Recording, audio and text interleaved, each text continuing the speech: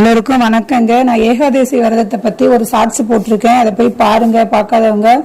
ஏகாதேசி விரதம் எதுக்கு இருக்கும் அப்படின்னா, பாவங்கள் குறையணும் அப்படிங்கறதுக்காக தான் நம்ம கிருஷ்ண பகவானுக்கு ஏகாதேசி விரதம் இருக்கும். அதுக்கான பூஜை முறைகளை தான் இப்ப நான் உங்ககிட்ட சொல்றேன். பெருமாளுக்கு எப்பவுமே பிடிச்சது துளசி மாலை தாங்க. துளசி மாலை கட்டி போட்டுட்டு அவருக்கு எப்பவுமே பிடிச்சது அவருக்கு நெய்வேத்தியம் என்னன்னு பாத்தீங்கன்னா, கொஞ்சம் பால் எடுத்துக்கோங்க. ஒரு அரை கிளாஸ் பால்ல 2 ஏலக்காய் தட்டி போட்டு கொஞ்சம் நாட்டு சக்கரை போட்டுக்கோங்க. அதை நீங்க நெய்வேத்தியமா பண்ணலாம். அவருக்கு பிடிச்ச நெய்வேத்தியம் தயிர் சாதம் தாங்க. அவருக்கு ரொம்ப பிடிக்கும். சிம்பிளா நம்ம பண்ணணும் அப்படின்னா இந்த நெய்வேத்தியமே அவருக்கு போதும். இதை வச்சு நீங்க நாளைக்கு அவரை மனதார பிரார்த்தனை பண்ணிக்கோங்க.